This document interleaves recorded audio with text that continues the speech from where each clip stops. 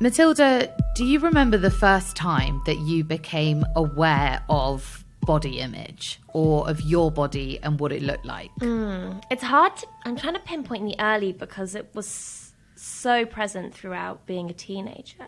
But you know what? It was probably ballet, because I did a lot of ballet at a young age. I did it at school, and I also did it at the Royal Academy of Dance.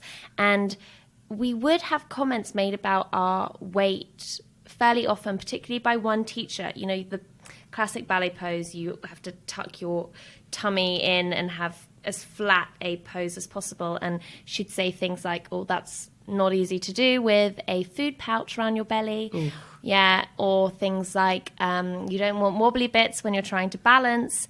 And this is an environment in which you were really competing for any praise. They didn't dish it out. And when your body was a factor in that praise, people started to become competitive about bodies. And yeah, I mean, I'm talking, you know, I don't know, age 7 or 8 or something. Wow. I'm sure a lot of people have very similar stories. I have very similar stories. I went to an all-girls school, and looking back on it, disordered eating was rife. There was a time where there was a fad for only eating a bowl of cereal a day, and it was almost like a competition of how little you could eat. Yeah, same. And we thought that was normal. But the issue was, I felt like no one was telling me it wasn't normal, because being thin was like currency. It was like the best thing you could be. Yeah, and the media did nothing to challenge that. Whether that was in TV shows like Friends, which we all loved, you know, Fat Monica, her fatness is the entire joke. Or films with the fat best friend trope, or the news reporting on the war on obesity. There was such a huge onset of media telling us to be smaller. Absolutely. And now it really takes years and years of unlearning to address these biases that we all have inside of us. And we have to address that anti-fat bias exists everywhere and has very real life consequences. Like, did you know that plus size candidates are less likely to be hired for a job? And of those currently employed, they're also less likely to be promoted. So this really manifests in workplace. I wonder how else it's systemically present, this fat phobia. Well, I've also been finding out that there are many doctors, nurses, and general healthcare providers who hold these biases because they've also been raised in a time of panic about fatness. So I've been speaking to plus size people about their experiences with healthcare and what, if anything, is being done to address medical fat phobia. And I'll see you back in the studio with some very special guests to discuss everything around this media storm. Of the government's strategy to tackle obesity. It's a great, fat, hulking model. If you're unhealthy as a body, you should not be celebrated. Count the calorie content. Rapid weight loss is a much more accepted thing to do. Childhood obesity at record high levels. Fat Acceptance Brigade. There is a virus out there to which you could be susceptible if you don't lose weight. Welcome to Media Storm, the news podcast that starts with the people who are normally asked last. I'm Helena Wadia. And I'm Matilda Mallinson. This week's investigation: fat phobia, healthcare by size. So this wasn't how I was going to start this investigation, but I'm walking through a London Underground station to get a train, and I've already seen 3 adverts for some kind of weight loss app or food plan in the 1 minute I've been here. Okay, I've just got on the tube and I'm literally sitting in front of another advert. Being told to lose weight is almost unavoidable. TV shows, films, adverts, your family, your friends have often all prescribed to the same school of thought for years, that fat is unhealthy and that thin is healthy. But what we're not really being told is that that's untrue. And not only that, this rigid line of thinking has real life consequences. I stopped going to my GP. I have put off a lot of appointments. Completely shocked by the way that she'd been treated. Just try and deal with it at home now. Weight bias in healthcare refers to harmful attitudes towards people deemed to be overweight. Often it manifests itself in doctors over-attributing all of a plus-size person's health issues to their weight, even if that's got nothing to do with it. Research has shown that doctors repeatedly advise weight loss for fat patients instead of running appropriate tests, which results in misdiagnosis. I asked plus-size people to contact me if that had happened to them, and I got a lot of responses. Just a heads up, some of these are voiced by actors, as the people behind them wanted to remain anonymous. There was always a conversation about my weight. The nurse proceeded to give me weight loss tips. Whether that was about if I had migraines. The consultant was not interested in any aspect of my health or the chronic illness apart from me being fat. I told her I am sensitive to diet talk. He ignored that specific question and returned to my weight. And it still made me cry. I said I played sports, swam, did weights classes, had a low heart rate and blood pressure. It took 3 or 4 more questions from me to get him to provide an answer to my original question. He started telling me what foods I should and shouldn't eat. She told me to stay away from cheese, avoid bread, as they are bad. He told me he was more concerned about my weight and age than medication. The MRI scanners aren't big enough for overweight people. He would not stop or move on to any other subject without knowing that I had an underactive thyroid. All those years I was going to the doctor asking for pain relief. He told me I would need to lose weight. They just advised me to lose weight. As I spoke to plus-size people about their experiences, there was one particular issue that kept cropping up. Endometriosis. Endometriosis is a condition where tissue similar to the lining of the womb starts to grow outside the uterus, such as in the ovaries and the fallopian tubes. 10% of women worldwide have the condition, and it can affect anyone with a uterus, regardless of their weight. It's a long-term condition that's often very painful and can have a significant impact on a person's life and even cause infertility. I was in so much pain that my entire body went numb, and I would just be lying there like completely frightened and not knowing what to do and just pouring buckets of blood, basically. According to the charity Endometriosis UK, it takes 8 years from the onset of symptoms to get a diagnosis of endometriosis. There's no official data that shows how long it takes if you're plus size, so we ran a survey with only plus size people and asked the same question to find out. Our results showed that the average time from onset of symptoms to diagnosis was 11 years. Many of the responses spoke of it taking over 20 years. For Helena Burton-Jones, getting a diagnosis and treatment of endometriosis took wading through multiple instances of medical fatphobia. Hi, Helena. Hello. God, it's so weird saying her own name. It is really weird, but I'm glad that there's another Helena. I looked up the symptoms and I realised that there was definitely a correlation. So I went to my GP and I mentioned it. And what he said was, well, it's not that. You've got a bad period because you're overweight. And I said, I don't think it's that, because I've had a bad period since I was like 12, 13 years old. And I wasn't overweight growing up, but it took me a full year of seeing him constantly, saying, please, I was literally begging him, like, please give me a referral, please. And he just wouldn't. He would just be like, no, it's because you're overweight. You need to. And all he would give me a referral for was a nutritionist. He would say things like, well, there's no point wasting the NHS's time when all you need to do is lose weight. Once you lose weight, if you still have bad periods, then I'll refer you to the NHS. How much is he going to know about the level of pain that's meant to be experienced with a period? You're not, periods are bad. They're never going to be fun, but they're not meant to be so painful that you can't do stuff.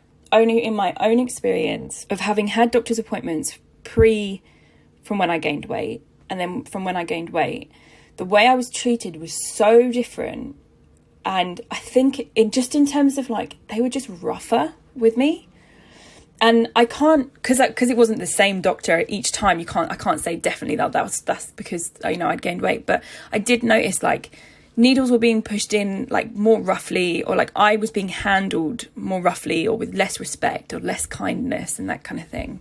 Catherine Irene has had similar experiences. From her first symptoms to confirming endometriosis, it took 17 years. I was too embarrassed to go to the GP, so I went to the nurse, and the nurse said to me, well, you've got to watch your weight now because you're a teenager, you're growing up, you're becoming a woman, and weight is going to be an issue. How old were you then? I think I was about 12 or 13, so maximum I would have been 13. And I don't ever remember really ever considering my weight before, that I ever needed to think about it. So from then on, it was always kind of, your weight is a problem. I remember being told that I just didn't have a very high pain threshold, and maybe I should lose weight. And I was just like, how those two don't connect. I got bitten by a horsefly and it like swelled up. And my GP took that opportunity to also tell me that I'm overweight and that my BMI is really high and to put me on the scale.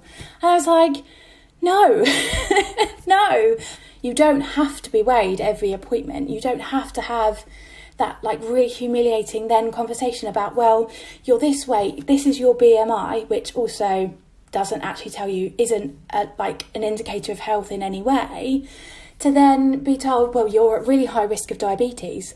Never looking at what I'm eating, never looking at my exercise, just looking at my BMI and going, no, you're obese. What Catherine's talking about here is that BMI, a person's weight in kilograms divided by their height in metres squared, is still used as a measure of health in medical settings. But looking into it, there's quite a few problems. Firstly, BMI wasn't designed by a medical professional. It was designed by a mathematician in the early 19th century. The person who designed it also said that it was never intended for use in individual healthcare. It was a quick tool used to assist the government in population studies.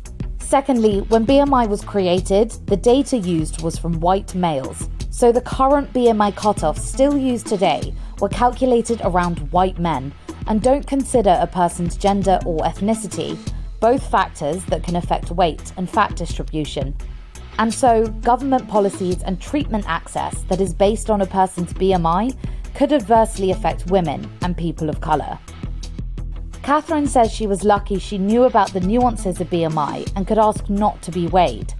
But, she says, plus-size people have to constantly advocate for themselves in doctor's appointments, and it's tiring. If you want to lose weight, that should be respected. If you don't want to lose weight, that should also be respected. And there should be healthcare available for both of those scenarios. For so long, you can't advocate for yourself because you don't have the language and the understanding, and that you know your body, you know there's something wrong. But how do you vocalise that at like 12, 13? In my 20s, I was like, no, I'm not taking this anymore. Have to do something for me. But then because I had people advocating for me as well, like additional people on top of my family, it's a wild ride. Helena has also asked not to be weighed at doctor's appointments multiple times. I'd say about like 80% of the time when they say that they want to weigh me, I say, okay, fine, but don't tell me what it is. And about 80% of the time, they accidentally let it slip, even though I've said, don't tell me. And when you say accidentally, you are saying it's not accidental? I don't think so. Due to her experiences, Catherine is now a menstrual wellbeing coach, helping others with their menstrual cycles in a judgment-free zone. She created a space she didn't have at the time she needed it. It's an example of what's being done to ease discrimination in healthcare, but I wanted to see if there was any wider training for GPs. I came across a course from the Royal College of Physicians titled Raising the Topic and Discussing Obesity with Patients. It was created by Professor Rachel Batterham, a doctor who specialises in looking after people who have, and she uses the medical term, severe obesity. She works at University College London and leads weight services at University London College Hospitals. She told me what the course entails. Our understanding, scientific understanding of the drivers of increased body weight and obesity, its impact upon health and how to treat it, has so changed over the last 5 to 10 years that actually we needed to get that knowledge across to all healthcare professionals so that they understand that actually obesity isn't just somebody being greedy. There are complex causes, genetic causes, some of the medical causes, and also health inequalities. And to just say, eat less, move more, is not helpful. And then there's a whole section on how to discuss weight in an empathetic manner with a patient and how to start off the conversation. So the first really important point is to ask somebody's permission to talk about their weight. So if they've come to see you for another problem, to ask the patient first rather than start talking about a topic if they don't want to talk about it. So it's all about framing it and really thinking about the person and using person first language. So somebody is first and foremost a person, but we often say, oh, an obese person. And we'd never say that. It's like saying a cancerous person. You'd say a person living with cancer or a person living with obesity. So actually trying to get the words right and how we talk to patients about their weight in a sort of an empathetic manner as we would with any other health condition. For some reason, obesity is just sort of not managed in the same way and not with the same level of respect and dignity to patients. I asked Professor Batterham what she thinks about one of the main messages that pervade society, that all fat people are unhealthy and need to lose weight. This was her response. The impact on a person's health depends on where the fat is, depends on their age, and depends on lots of different factors. So as a medical professional, my job is to assess an individual and tell them what the risk of their weight is on their health. So for some people, their health might not be impacted by having higher body weight. But if I see somebody in there at greater risk of type 2 diabetes, high blood pressure, heart disease, stroke, then it's my job as a doctor to explain that. Now, everybody makes choices. We all make choices in our life about what we decide, be it how much alcohol we drink, how much exercise we do, whether we smoke, whether we drive a car, whether we do high-risk sporting activities. And I think as long as people know what the risk is to their health, then they can make an informed decision. It's up to everybody what body they're happy in. The course Professor Batterham created started in July 2021. The Royal College of Physicians tell me that since the course started, over 750 individuals have enrolled. This person-first, empathy-focused course on understanding the multitude of factors behind being plus size is a step to eradicating medical fat phobia. But can one course stand up to a mainstream media that tells us to always be smaller? That takes us back to the studio.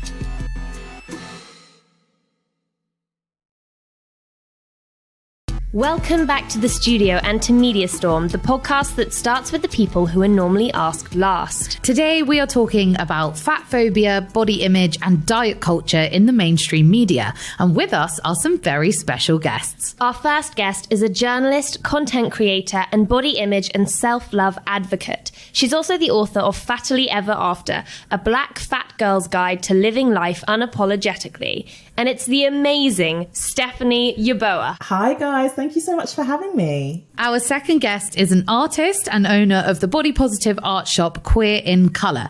She's also an author and her book Queer Body Power will be hitting the shelves in March. It's the wonderful Essie Dennis. Hi Essie. Hi, thanks for having me. So we've had Helena's investigation into how it is often harder for plus-size people to receive accurate healthcare. We heard quite a few stories of doctors' appointments. What are your initial reactions? I think for me, this is something that has been the bane of a lot of plus-size people's lives for a very, very long time.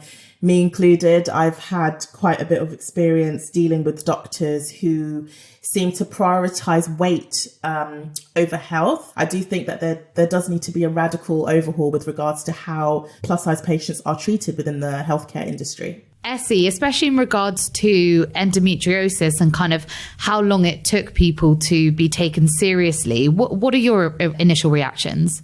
Fat phobia around endometriosis is like a really, really big problem. I did have an experience, I think it was around November, where I went to a gynecologist and I was completely doubled over in pain. I was on a lot of different pain medications. I was in a really bad way. And she was just like, so I think a lot of this might be to do with your weight. Have you tried exercising? I ended up just bursting into tears because I was like, how can you possibly say that to me when I can't even go on like a walk out to the shops these days? Then she was just like, well, I need to weigh you. And I said, well, I'd prefer if you didn't because I used to have an eating disorder and that makes me uncomfortable. And she was like, no, I need to weigh you. So she took me out to this like scale, which was like out in front of everyone in like the gynecology ward. And I just heard people laughing and I was just in like such a state about it. And I went back to my GP and I told her about the whole experience and she was like, that is awful. Like, this is nothing to do with your endometriosis.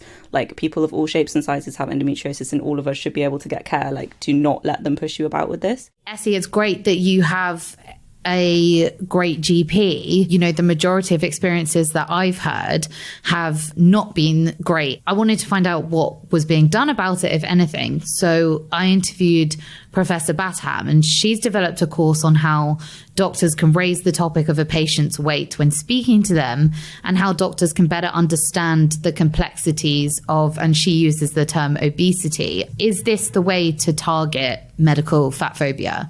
Yeah, I think it's a really good idea. Obviously, like the word obesity, like I'm not sure like necessarily how I feel about that and that word being used. It's one of those words that is so cold and clinical and accusatory. If it is the actual case that somebody's weight is directly affecting that condition, then there is a way to speak about these things with empathy and with care.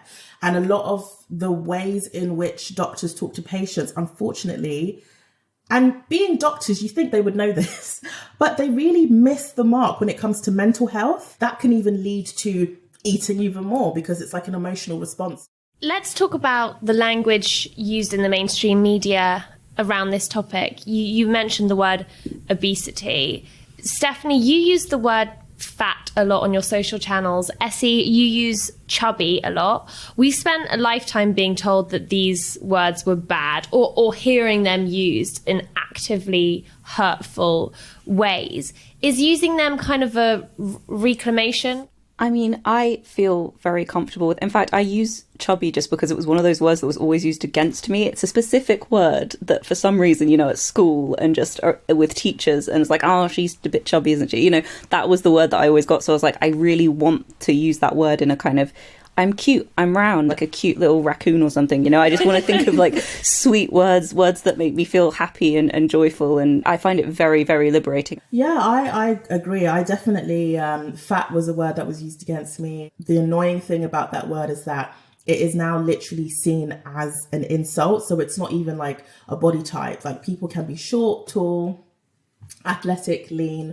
what have you. But the word fat has been so villainized over the years that people automatically associate it with ugliness. I think it will take a very, very long time, maybe like a couple generations from now, until we can get to a point where people do feel comfortable using it. But for me, I call myself that. So that's not really, it's not really hitting the way they thought that insult was going to hit, because I am. So what else do you have? Like, if being fat is the worst thing that I can be, then I feel like I'm doing pretty well in my life. Everybody, especially women and marginalized genders, and especially fat women and marginalized genders, are constantly bombarded in the media with messages telling us that our bodies are wrong, right? Like, in summer, we're told to get a bikini body. After birth, we're told to get our body back, as if it went somewhere. And in the new year, we're told new year, new you. What do you think is really behind those messages? I feel like there's so much to do with consumerism around how we talk about bodies, especially in that way. It's like we have like a new season for clothes and we have a new season for bodies, a capitalist hellscape sort of situation. I'm hearing now that apparently big bums aren't in anymore, because I'm on like TikTok and I see kind of younger queer people, for instance, like kind of follow me, and it's just like Kim Kardashian's getting rid of her butt, so we have to change our body. But it seems to be from like a very consumerist standpoint. For one, all our bodies, especially women and marginalized genders, our bodies are often seen as consumables, and if they're not consumable in some way, you know, like sexually or aesthetically or something, then there's something wrong with them. It is part of a massive money-making machine. If dieting worked, we wouldn't have a new diet or a new fad or a new app every month. And the global value of the weight loss market is over $250 billion. I think it is really important for us to note how much of the mainstream media is involved in selling a dream. A lot of these pieces, these articles are actively e-commerce pieces. If these articles about someone flaunting their bikini curves has, as the Daily Mail articles all do, has a post with the brand of that bikini, every time someone clicks through, then they get money. Whenever they post about diet regimes and they link through to the trainer or whoever designed this diet regime, then the news outlet that's presenting this to you as a piece of reporting gets money for selling the diet product, the fashion product. So I don't think we really acknowledge quite how connected the news media is to that commercial enterprise. And these kinds of diets, like the keto diet, lighter life, liquid only diets, like these are diets that I've also done in my past. It's equivalent to almost to eating disorders. And you have magazines and publications who like to promote this because it's like they work in tandem with the diet industry, which makes so much money off of fat phobia. They make so much money off of people's insecurities. They like to create things for us to be insecure about. Bloody hip dips. Why is that a thing? Like, I don't understand why this is now part of our general lexicon when it comes to, okay, so your hips dip inwards. That is the literal shape of your pelvis. It goes in, it goes out. Wait, what? And now we're supposed to feel bad about hip dips? Here's the point where I tell you that Matilda is not on social media. This is why. Yeah, Matilda, we're all meant to feel bad about our hips now. What is a hip dip? The images that mostly appear alongside these articles are of headless, fat torsos. What kind of message do you feel like this sends? When I was younger, I think it really affected my feelings towards my own body, because I didn't really look at my own body like it was just a whole thing. I'd look at it in parts, and I'd look at all the parts that had to be changed. Just if I could change that little thing, then that would be fine. If I could change all these bits, then this would be fine. And I think that's what it does. Like, it completely dehumanizes fat people, and then it makes you think that your body is just, yes, in selective bits, rather than you are a whole human being who's glorious and wonderful, and you don't need to somehow look at all these tiny little parts of yourself to change. It's also sending the message as if no fat person would be willing to have their face in a picture because they're like so ashamed of it. It's the fact that they always cut the heads off. It's almost like you don't get to have that kind of ownership over our bodies. It gives people more of a reason to be able to give us unsolicited advice and to troll us, to insult us, to abuse us, to oppress us, because they don't see us as whole people. They don't see us as whole human beings who have thoughts and feelings and perspectives and can be successful and can be deserving of love and can be healthy. They just see us as these broken parts that need to be fixed. We seem to just exist as people that are constantly insecure or constantly unhappy. There is just simply no way that a fat person can be successful and happy and in love and have a great job. And so the more that they show these images, the more it's almost like the more they want to keep us at the bottom of this hierarchy of desirability. I suppose the argument that is most often made is that it's not a phobia, it's a legitimate health concern. What about health? Professor Batterham spoke about how some plus-size people are healthy, some are unhealthy, just like some thin people are healthy, some are unhealthy. Do we think that the media allows space for this nuance, or do you think that the media grinds down on a fat equals unhealthy, thin equals healthy dichotomy? I mean, from my standpoint, in terms of ableism, I am unhealthy. I'm chronically ill and I will be for the rest of my life. And does that mean I'm not a person? Does that mean I'm not a human being? Does that mean I'm not deserving of respect? Like, do you say that to other chronically ill people? Do you say that to people with cancer? Do you say that, like, I'm sorry, I don't understand why me being unhealthy means that I'm not a person anymore. But it's this whole thing where, this individualist thing where they're like, I'm pretty sure your weight is self-inflicted and it's therefore means you're a terrible person, and you just choose to sit and eat. You don't have any discipline. Like, all of these things come around. And it's all of these headlines that we're talking about, all of this diet-pushing messaging that equates weight with eating and with exercise. Rather than, say, like a myriad of social, economic and environmental factors. Do you think, Steph, that I'm concerned for your health has just become like a socially acceptable way of voicing fat bias? Oh, absolutely. I think that fat phobia was one of the last acceptable forms of hate crime. I genuinely believe that. It's so normalized to just be horrible to fat people. People feel like they just have this authority to talk over our bodies. I don't think that people should be using health as a way to give unsolicited advice. Fat people, we're not stupid. Like, we also have that initiative where if we notice that something is wrong and we genuinely think it's probably to do with our weight, then let us deal with that. We don't need outside opinions or strategies or shaming on our weight. Like, we're not stupid. You know, it's really reminding me of our episode on how transgender people are reported in the media, because a lot of trans people who we spoke to voiced how this kind of faux concern is just a way to show their bias against trans people, like suggesting that trans people should be really worried about the side effects of hormone therapy rather than their own lived experience of their gender. It's that kind of thing of saying, like, I know your body better than you do. Have either of you two ever been told you're promoting obesity? Of course. It's the classic experience online. Classic. It's happened to me a lot more recently because due to endometriosis, I have gained like more weight. It's interesting because I have people who have actively been like, I have to unfollow you now because I just feel like it's unhealthy. What? Like, you used to be thinner. Keep it in the drafts. I used to model, and I remember I was 15 years old and I went into a photo shoot, and this photographer took my leg, squeezed it, and was just like, too fat, get her out. So I obviously got out, and I was small, you know, I was 15-year-old, and I was not very well. I had an eating disorder already, and I wasn't, you know, my body is naturally bigger, so like I just couldn't get the weight down as much as I kept trying not to eat, and they kept calling me too fat. That's disgusting. It's that dehumanizing thing as well, and like, you know, when you're a teenager as well, like, it's, you don't have the kind of armor that you have when you get older, where you're like, know how to deal with that stuff. Again, it's this hierarchy where fat people have always been at the bottom. We're not seen as desirable. So when you do see a fat person living unapologetically, wearing cool clothes or wearing crop tops, you know, showing off their bodies and genuinely loving themselves, people see it as an affront, or an attack to them.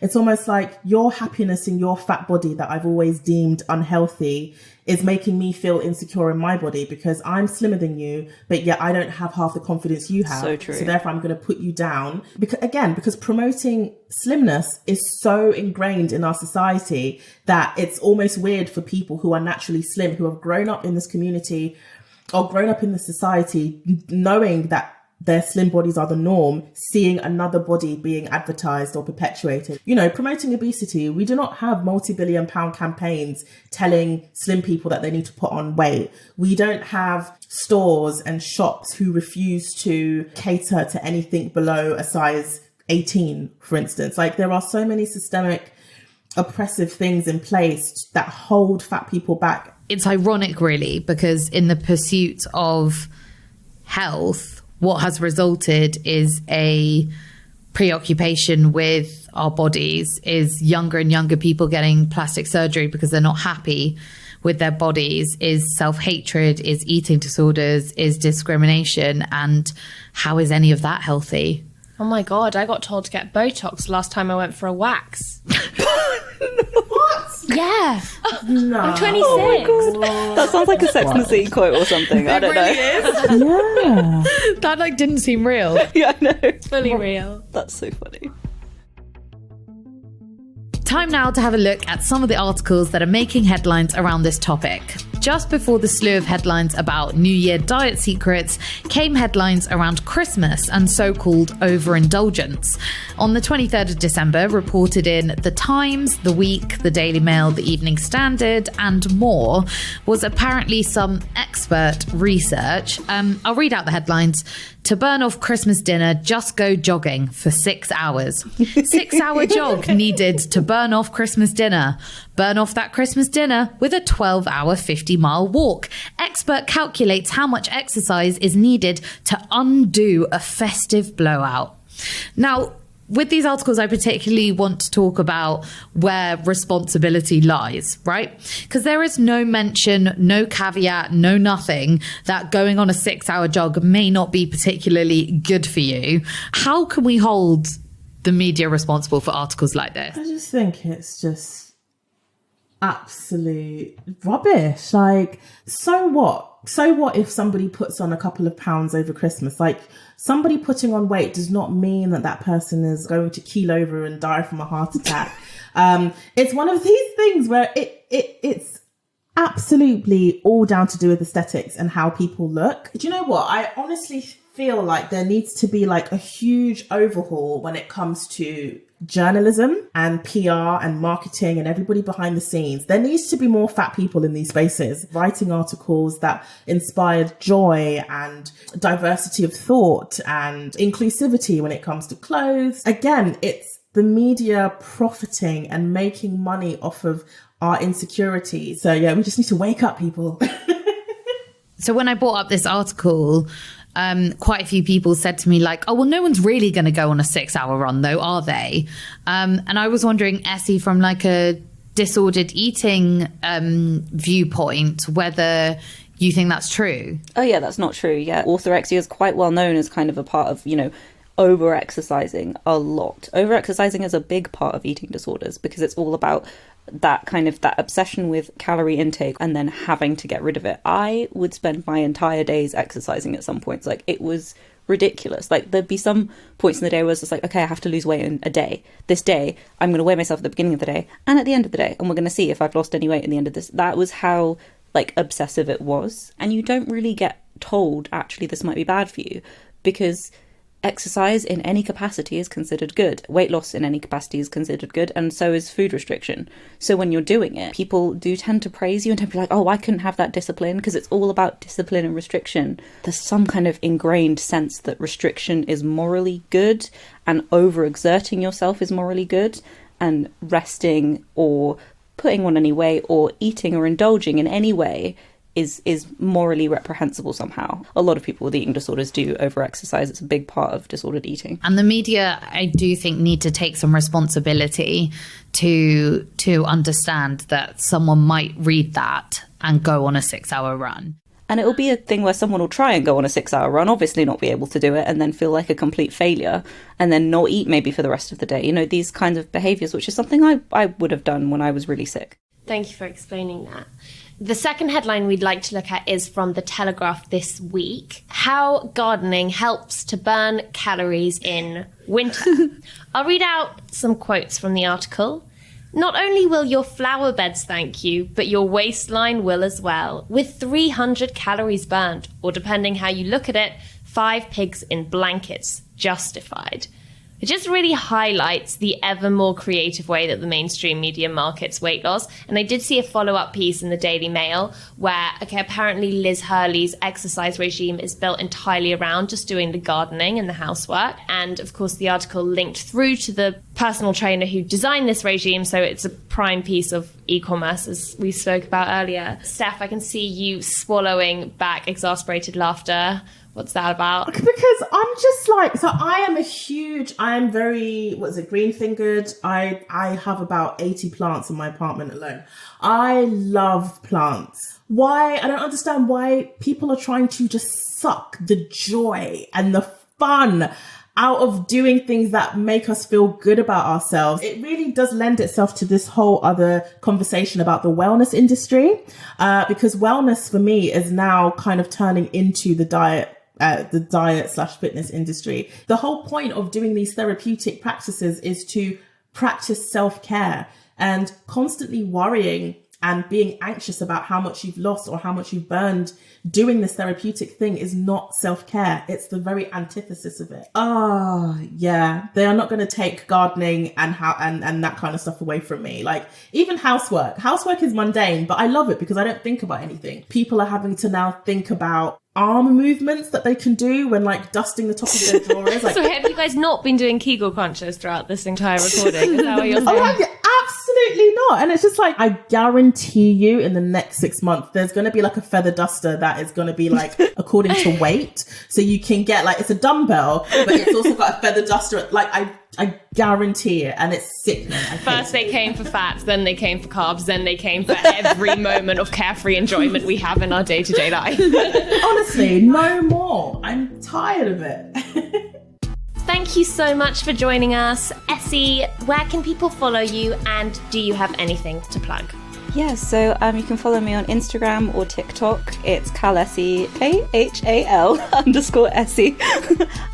And yeah, I'm on both of those. And yeah, my book's coming out in March. I'm super duper excited. Also, obviously, go and check out my art shop, Queer in Colour. I do a lot of fun, like, fat bodies in beautiful colours, and I have a bunch on my wall at the moment, so just makes me feel a lot of joy. So if that's the kind of stuff you like. But yeah, that's basically what I have to plug now. Amazing. And Stephanie, thank you also for joining us. Where can people follow you, and do you have anything to plug? Thank you so much. Also, Essie, I'm going to look into your shop because I am looking for artwork that features fat bodies. So I'm glad you mentioned that.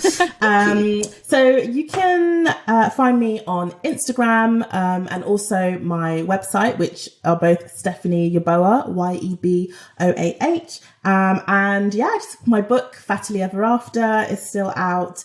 And yeah, that's about it. An article every now and again, but it's mostly just me, talking about body stuff or lusting after Jason Momoa or a mix of both, really. Sorry, I got distracted. I got a little distracted. Thanks for listening. We'll be back on the 10th of February with our next episode on homelessness.